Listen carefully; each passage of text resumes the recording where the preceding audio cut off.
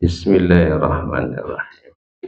Assalamualaikum warahmatullahi wabarakatuh. Alhamdulillahirabbil alamin. Wassalatu wassalamu ala nabiyyina Muhammadin wa ala alihi wa ashabihi ajma'in. Amma ba'd. Allahumma alimna ma jahilna wanfa'na bima 'allamtana wasidna ilman nafi'an ya rabbal alamin. Bapak ibu jamaah Masjid Mubarak yang mudah-mudahan dimuliakan oleh Allah Subhanahu wa taala. Alhamdulillah pada kesempatan malam hari ini kita masih diberi kemudahan untuk hadir di majelis ilmu. Mudah-mudahan Allah Subhanahu wa taala memberikan pemahaman ilmu kepada kita dan memberi kemudahan untuk mengamalkannya, dan mudah-mudahan kita bisa istiqomah.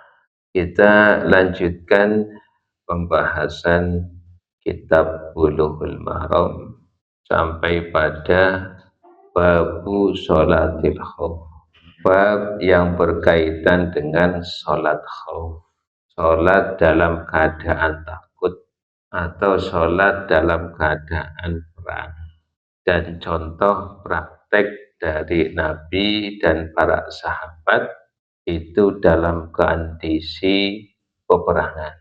Maka Ibnu Hajar Al-Asqalani, beliau itu menukil beberapa hadis di dalam kitab Bulughul Maram tata cara sholat khauf, dan yang disebutkan oleh Ibnu Hajar Al-Asqalani itu ada 5 tata cara.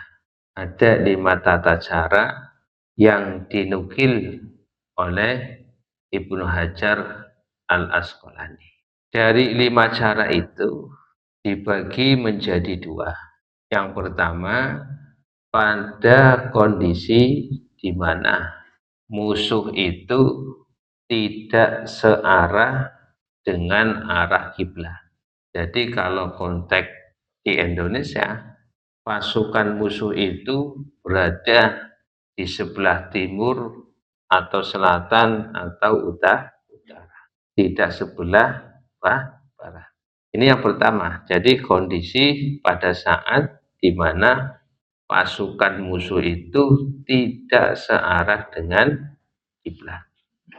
Kondisi yang kedua adalah kondisi di mana musuh itu searah dengan arah kiblat. Kalau konteks sekarang berarti musuh itu berada di sebelah barat kalau konteksnya Indonesia. Nah, pada kondisi yang pertama di mana musuh itu berada tidak searah dengan arah kiblat, ada 4 sifat atau 4 tata cara sholat khauf.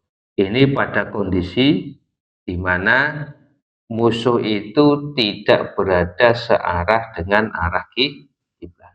Nah, di Bulughul Maram itu disebutkan 4 sifat. Kemudian pada saat musuh itu berada searah dengan arah kiblat, yang disebutkan di dalam Bulughul Maram itu 1 sifat atau 1 tata cara. Padahal disebutkan oleh para ulama tata caranya itu banyak, tapi yang dinukil oleh Ibnu Hajar Al-Asqalani hanya 5 tata cara atau 5 sifat. Nah, kita bahas secara rinci. Kondisi di mana musuh itu tidak searah dengan arah kiblat. Ada 4 sifat atau 4 tata cara. Tata cara yang pertama yang disebutkan oleh para ulama, dan ini disebutkan oleh Syekh Shalih bin Fauzan hafizahullah ta'ala. Sifat yang pertama atau tata cara yang pertama, imam atau pemimpin membagi pasukan menjadi 2 kelompok. kelompok yang pertama dan kelompok yang kedua.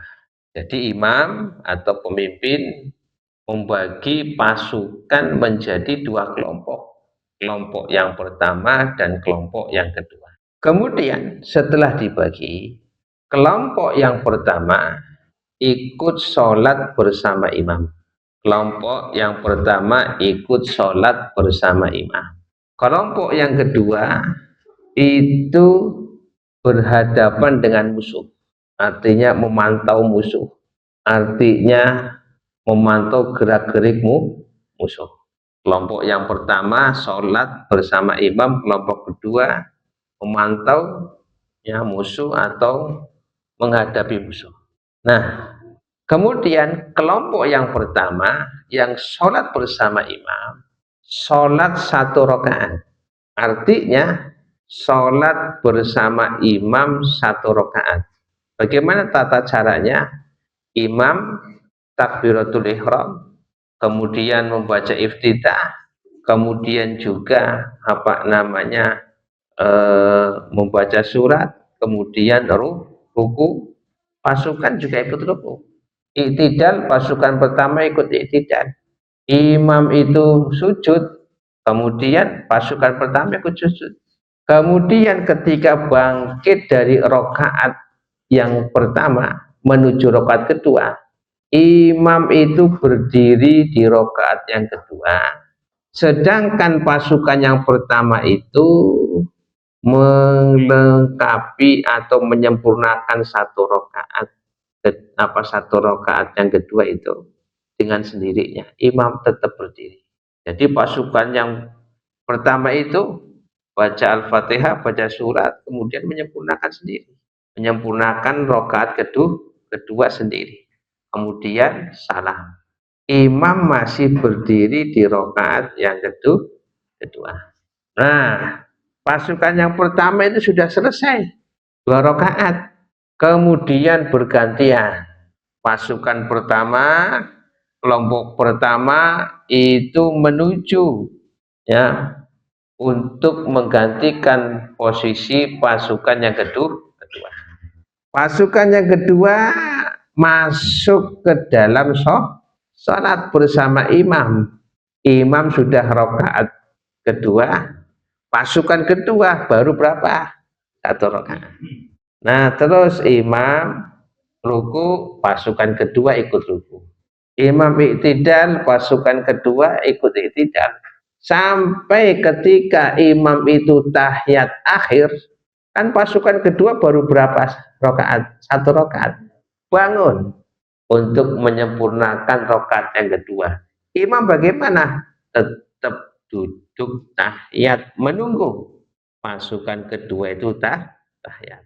Ketika sudah dirasa pasukan yang kedua itu sudah tahiyat, kemudian imam itu salam, kemudian pasukan kedua ikut salam bersama imam. Itu tata cara yang pertama. Dan jadi imam pemimpin membagi 2 pasukan, pasukan pertama dan pasukan kedua. Pasukan kedua ya menghadapi musuh, memata-matai musuh, memantai musuh. Kemudian pasukan yang pertama, kelompok yang pertama ikut sholat 1 rakaat bersama imam. Kemudian ketika imam itu berdiri di rakaat yang kedua, pasukan pertama, kelompok yang pertama menyempurnakan rakaat kedua dengan sendirinya. Imam tetap berdiri. Kemudian selesai salam, pasukan yang pertama ketika menyempurnakan rakaat kedua dengan sendirinya, kemudian menuju ya pasukan kedua, kemudian pasukan kedua masuk ke dalam sholat pada saat imam berdiri di rakaat yang kedua. Kemudian ketika imam tahiyat, tapi pasukan yang kedua kan baru 1 rakaat, bangun menyempurnakan sendiri. Kemudian imam tetap duduk tahiyat menunggu pasukan kedua menyempurnakan rakaat kedua, kemudian tahiyat, dan salam bersama imam. Tata cara ini disebutkan di dalam Bulughul Maram hadis ke-470. Ya, hadis ke-470. An Salih bin Khawatin radhiyallahu anhu. Dari Saleh bin Khawat radhiyallahu anhu. Amman shallama Rasulillahi sallallahu alaihi wasallam. Dari orang yang pernah sholat bersama Rasulullah sallallahu alaihi wasallam yaumadzzatir riqa'i, pada hari perang Dzatir Riqa. Salat al-khawfi, salat khauf. Anna ta'ifatan min ashabihi safat ma'hu. Bahwasanya sebagian kelompok dari sahabat Nabi itu bersaf bersama Nabi. Artinya tadi ya, pasukan pertama. Wa ta'ifatan wijahal aduwi, dan kelompok yang lain menghadapi musuh, memantau musuh, memata-matai musuh. Tadi kelompok pasukan yang kedua. Fasalla billadina ma'ahu raqatan. Kemudian Nabi sholat bersama orang-orang kelompok pertama, ya, raqatan, satu rakaat. Tsumma sabata qaiman, kemudian Nabi tetap berdiri rakaat yang kedua. Wa atamu li anfusihim, dan pasukan yang pertama itu menyempurnakan rakaat kedua untuk dirinya atau sendiri. Nah, sendiri-sendiri menggenapkan atau menyempurnakan rakaat kedua. Tuman sorofu, kemudian pasukan yang pertama tadi bergegas menuju pasukan yang kedua tadi. Fasofu wujahal aduwi, dan pasukan pertama menghadapi musuh. Waja'ati ta'ifatul ukhra, dan kemudian datang kelompok yang kedua. Fasalla bihim ar-raqata, kemudian Nabi sholat bersama pasukan yang kedua ar-raqata, satu rakaat allati baqiyat, yang tersisa, maksudnya sholat rakaat kedua. Tsumma sabata jalisan, kemudian Nabi duduk tahiyat.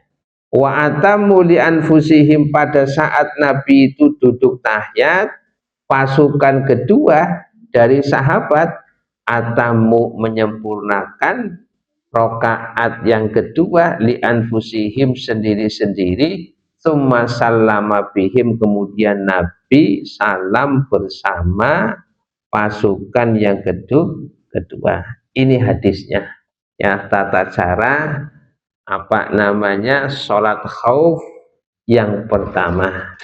Pada saat musuh itu tidak searah dengan arah kiblat. Nah, kemudian tata cara yang kedua, masih pada kondisi musuh itu tidak searah dengan arah kiblat. Bagaimana tata cara sholat khauf yang kedua? Hampir mirip, ya, hampir sama, tapi ada perbedaan. Yang pertama, an yuqasimal jaisa ila ta'ifataini. Imam membagi pasukan menjadi dua kelompok seperti tadi, ya. Wa yusalli bi ta'ifatil ula atal ula wa ta'ifatis saniyati takunu fil hirasah. Seperti tadi, pasukan pertama ikut sholat bersama imam, pasukan kedua menghadapi musuh, yang memantau pergerakan musuh. Nah, fa'idha sholla bitta'ifatil ula rok'atan, apabila imam itu telah sholat satu rakaat bersama pasukan yang pertama, insarafat ila maudhi'il hirasah, pasukan yang pertama itu tidak menyempurnakan rakaat, tapi langsung apa? menggantikan posisi pasukan kedua. Nah, kemudian pasukan pertama itu masih kehitung sholat itu. Jadi sambil ngawasi, sambil memantau pergerakan musuh, tetap dia itu dalam kondisi sholat, tapi sambil mengawasi. Pasukan kedua datang pada saat imam itu apa? Berdiri di rakaat kedua.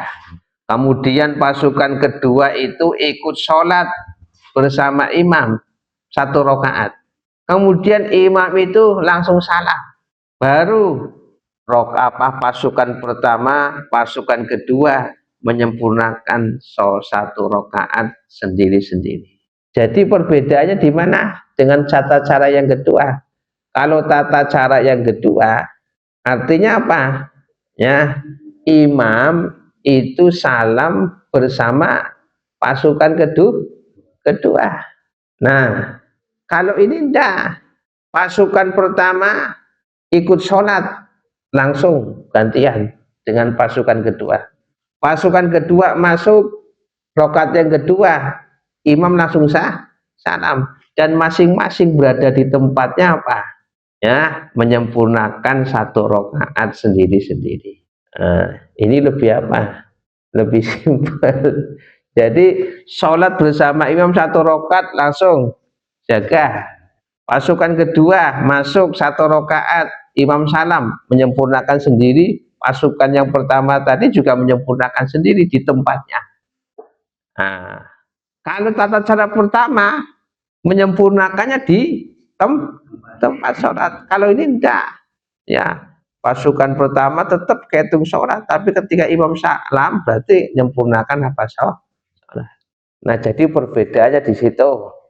Nah, dalil daripada tata cara sholat khauf yang kedua itu hadis nomor 471.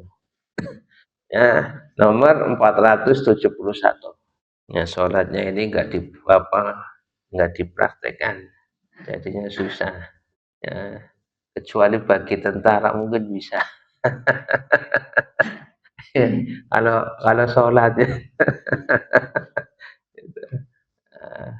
mungkin bisa dipraktekkan itu kalau apa namanya komandannya itu luar biasa, itu bisa itu. Iya, ya ada insya Allah. Di pendidikan ada. Ya. Nah, wa ani ibni Umar radhiyallahu anhuma, ini dalil dari tata cara yang kedua. Wa ani ibni Umar radhiyallahu anhuma, dari sahabat Ibnu Umar radhiyallahu anhuma qala, beliau berkata, Qazautu ma'a Rasulillahi sallallahu alaihi wasallam. Aku pernah ikut perang bersama Rasulullah sallallahu alaihi wasallam kibala Najdin, pada arah Najd. Najd itu sekarang ya apa namanya Saudi bagian tengah agak ke utara, itu Najd. Fawazaina, kemudian kami menghadapi musuh. Fawazainal aduwa, kami menghadapi musuh. Fasafafnahum, kemudian kami menyusun saf. Faqama Rasulullah sallallahu alaihi wasallam, kemudian Nabi berdiri, wasalla bina, dan sholat bersama kami. Faqamat ta'ifatun ma'ahu, dan satu kelompok, ya kelompok yang pertama berdiri sholat bersama Nabi. Wa aqbalat ta'ifatun alal aduwi, dan satu kelompok, ya kelompok yang kedua itu menghadapi musuh. Wa raka'a bima ma'ahu wa sajada sajdataini, kemudian imam ruku bersama dengan kelompok yang pertama. Wa sajada sajdataini, dan imam sujud 2 kali sujud. Berarti sempurna 1 rakaat. Nah, kemudian imam berdiri. Tsumma insarafu, kemudian pasukan yang pertama itu bergegas makana ta'ifatul lati lam tusolli, menggantikan pasukan yang kedua yang belum ikut sholat. Jadi pasukan yang pertama itu belum menyempurnakan rakaat yang kedua, tapi sudah menggantikan posisi pasukan kedua, dan itu masih dalam kondisi dihitung sholat. Faja'u, kemudian datang kelompok yang kedua, faroka bihim rokatan, dan imam Nabi itu ruku bersama kelompok yang kedua rokatan, ya, satu ruku, wasajada sajdatain, dan Nabi sujud 2 kali sujud, tsumma salama, kemudian Nabi salam. Berarti pasukan yang pertama baru berapa rakaat? 1. Pasukan kedua baru berapa rakaat? 1. Faqoma kullu wahidin minhum, maka masing-masing dari mereka bangun, faroka'al linafsihi rok'atan, kemudian masing-masing sholat 1 rakaat, wasajada sajdataini, dan sujud 2 kali sujud, artinya menggenapkan 1 rakaat lagi, ya, masing-masing setelah imam salah. Baik kelompok yang pertama tadi kan kurang 1 rakaat, bangun untuk apa? Menggenapkan rakaat yang kedua. Tadi pasukan yang kedua baru 1 rakaat, bangun untuk apa? Menyempurnakan 1 rakaat lagi. Ini tata cara yang kedua. Nah, kemudian tata cara yang ketiga. Nah, ini tata cara yang ketiga itu lebih simpel lagi. Nah, bagaimana tata cara yang ketiga di dalam sholat khauf ini? An yuqasimal imamul jaisa ila qismaini auto ifataini kama sabaqa. Imam membagi pasukan menjadi 2 kelompok. Ya, jadi imam membagi pasukan menjadi 2 kelompok. Kelompok yang pertama menghadapi musuh, kelompok kedua ikut sholat bersama Nabi. Atau dibalik, kelompok pertama ikut sholat bersama Nabi, kelompok yang kedua menghadapi musuh. Nah, kemudian wa yusalli bi ta'ifatil ula rakaataini wa yusallimu bihim. Imam sholat 2 rakaat sempurna bersama kelompok yang pertama. Selesai sholat kelompok yang pertama, kemudian kelompok kedua datang, digantikan kelompok yang pertama untuk menjaga. Tsumma ta'ti ta'ifatu saniyatu fayusalli bihim rak'ataini wa yusallimu bihim. Kemudian imam itu jadi imam lagi untuk mengimami pasukan yang kedua 2 rakaat. Jadi bagi imam rakaat 2 rakaat yang pertama itu wajib, 2 rakaat yang kedua bersama pasukan yang kedua itu hukumnya sunnah. Ini lebih simpel, ya. Jadi pasukan dibagi menjadi 2 kelompok. Kelompok yang pertama ikut sholat bersama imam dulu 2 rakaat. Setelah selesai 2 rakaat, pasukan pertama menggantikan pasukan kedua. Datang pasukan kedua, imam menyolat sholat lagi 2 rakaat, mengimami pasukan yang kedua 2 rakaat. Berarti 2 rakaat yang pertama itu wajib, 2 rakaat kedua itu sunnah. Nah, ini lebih simpel. Ya, artinya apa? Dituntaskan sekalian. Nah, gitu artinya. Nah, tata cara ini disebutkan di dalam hadis 475 476 di dalam kitab Bulughul Maram. Nah, hadis 475 476 dalam Bulughul Maram. Itu hadisnya tidak berurutan soalnya itu, ya. Hadis 475 476. walin Nasa'i min wajhin akhar, dan di dalam riwayat Nasa'i dari jalur yang lain, an Jabirin dari sahabat Jabir radhiyallahu anhu, anna nabiyya sallallahu alaihi wasallam, bahwasanya Nabi sallallahu alaihi wasallam sholat bi ta'ifatin min ashabihi, sholat dengan satu kelompok dari sahabat Nabi rakaat ini, 2 rakaat. Tsumma salama, kemudian salam. Jadi sholat 2 rakaat bersama kelompok pasukan yang pertama. 2 rakaat selesai, langsung pasukan yang pertama menggantikan pasukan yang kedua. Kemudian Nabi sholat lagi, mengimami lagi. Tsumma sholat bi akharina, kemudian sholat bersama atau mengimami pasukan yang kedua, rakaat ini 2 rakaat. Tsumma salama, kemudian nah, wa misluhu li Abi Dawud, dan juga riwayat yang sama di dalam riwayat Abu Dawud an Abi Bakrah, dari sahabat Abi Bakrah.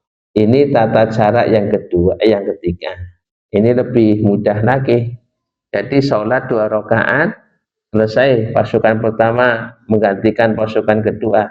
Nanti yang jadi imam masih Nabi, sholat 2 rakaat lagi selesai. Nah, demikian.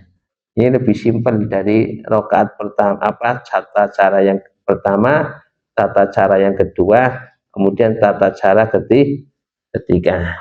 Kemudian ada yang lebih simpel lagi, tata cara yang keempat, lebih simpel lagi. Nah, itu telah tergantung keadaannya.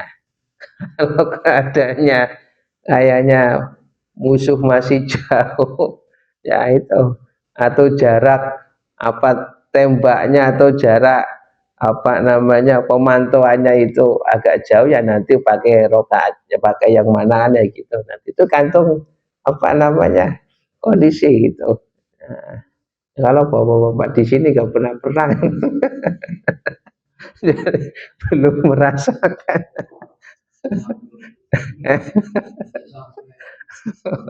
Ya maksudnya ini kan ya gambaran itu. Ya, tapi kenyataan wakilnya itu bagaimana, kan kita yang belum pernah merasakan gitu.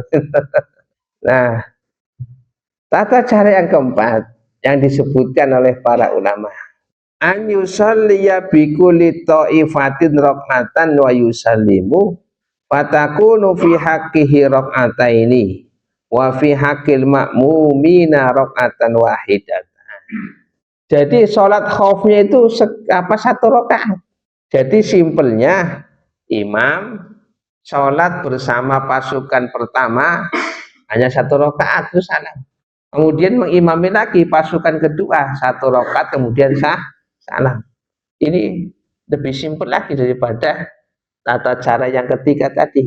Ya, jadi sholat khaufnya itu imam sholat bersama pasukan yang pertama 1 rakaat, kemudian salam. Kemudian pasukan pertama menggantikan pasukan kedua. Pasukan kedua sholat bersama imam 1 rakaat, kemudian salam. Kemudian selesai itu. Nah ini. Nah, artinya hampir mirip dengan tata cara yang ketiga, tapi ini hanya 1 rakaat. Nah, boleh empat-empatnya boleh dipakai. Ya, tergantung kondisi dan situasi peperangan. Ya. Kalau peperangannya sangat mencekam, ya musuh itu sudah mengawasi, ya sudah tata cara yang keempat ini, ya 1 rakaat. Hadis yang menunjukkan itu adalah hadis 477, 478, 479 dalam kitab Bulughul Maram. Hadis 477. Wa an Hudzaifah, dan dari sahabat Hudzaifah radhiyallahu anhu, anna Nabiyya sallallahu alaihi wasallam, bahwasanya Nabi sallallahu alaihi wasallam, beliau sholat salat al khauf, salat khauf, biha ula'i rakaatan, dengan satu kelompok atau pasukan yang pertama rakaatan satu rakaat, wa biha ula'i, dan bersama satu kelompok yang lainnya rakaatan satu rakaat, walam yaktu, dan mereka tidak menyempurnakan rakaat kedua, artinya sholatnya itu satu rakaat, satu rakaat. Wa misluhu rawahu Ahmadu wa Abu Dawud wa Nasa'i wa sahahahu Ibnu Hibban. Wa misluhu, dan sama seperti riwayat yang disebutkan tadi, inda Ibni Khuzaimah, menurut riwayat Ibnu Khuzaimah, an Ibni Abbasin, dari Ibnu Abbas. Ya, jadi dalil apa namanya yang 477, 478, nah sekarang 479.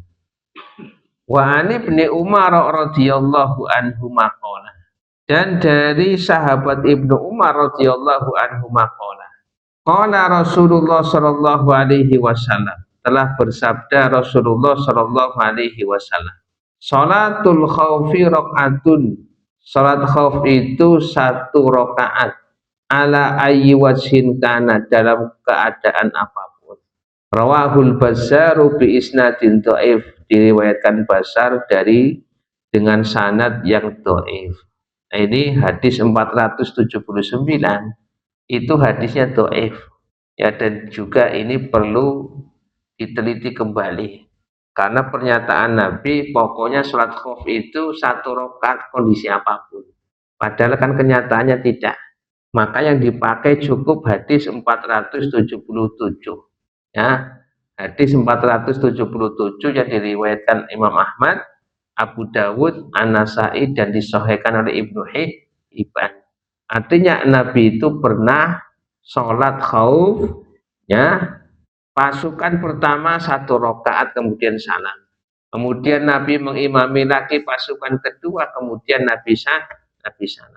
Adapun hadis ke-479 itu adalah sanadnya dhaif dan juga perlu diteliti kembali. Kenapa? Karena pernyataan beliau dalam hadis ini, sholat khauf itu adalah satu rakaat dalam kondisi apapun. Padahal secara prakteknya ya seperti tadi, Nabi sholat dua rakaat. Tata cara yang pertama dua rakaat. Tata cara kedua tadi dua rakaat. Tata cara ketiga juga dua rakaat. Baru tata cara keempat tadi satu rakaat. Maka yang menjadi pedoman di dalam masalah satu rakaat ini adalah hadis ke-477 yang diriwayatkan oleh Imam Ahmad, Abu Dawud, Nasa'i, dan disahihkan oleh Ibnu Hibban.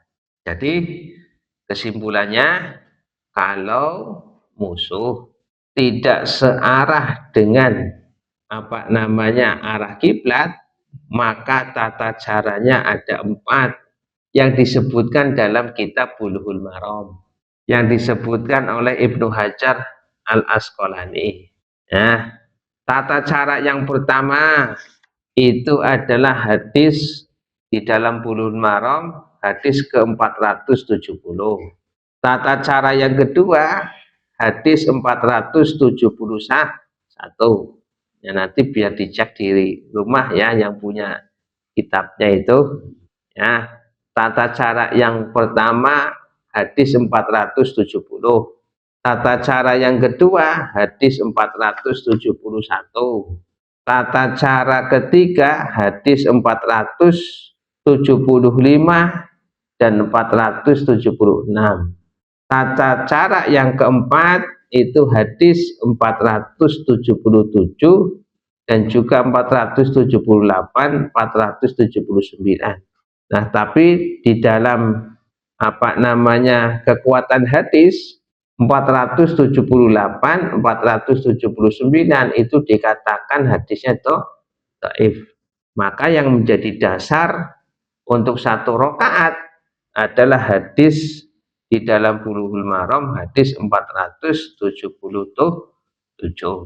Nah, ini ada empat cara ketika apa? Ketika musuh tidak searah dengan arah kiblat. Artinya kalau konteks sekarang itu adalah di arah timur atau arah selatan atau arah utara. Nah, ini artinya perang itu apa namanya tidak berkecamuk. Artinya belum ada apa? Kontak fisik. Artinya belum terjadi hadap-hadapan langsung itu. Nah, nanti kalau dalam keadaan perang berkecamuk itu berbeda lagi tata caranya. Ya, ini hanya mengamati, memantau pergerakanmu, musuh, sudah diketahui posisimu, musuh, sudah diketahui gerak-geriknya. Ya, maka dalam kondisi ini, ketika tidak searah dengan arah kiblat, empat cara ini. Nah, kalau nanti perang berkecamuk bagaimana? Ya, di dalam kitab Bulughul Maram ini tidak disebutkan. Ya, disebutkannya nanti di Al-Quran. Ya, tapi insya Allah nanti tata cara yang kelima yaitu ketika musuh berada di apa namanya searah dengan arah kiblat, insya Allah nanti kita akan pelajari pada pertemuan yang akan datang insya Allah ta'ala. Ya, kalau bisa nanti selesai ini praktek itu nanti itu nanti yang praktek ya, kalau udah praktek ya apa namanya cuma angguk-angguk saja itu nanti ya, praktek nggak apa-apa ya, nanti praktek itu insya Allah nanti dipraktekkan. Ya, kita akhiri subhanakallahumma bihamdika asyhadu an la ilaha illa anta astaghfiruka wa atubu ilaik. Assalamualaikum warahmatullahi wabarakatuh.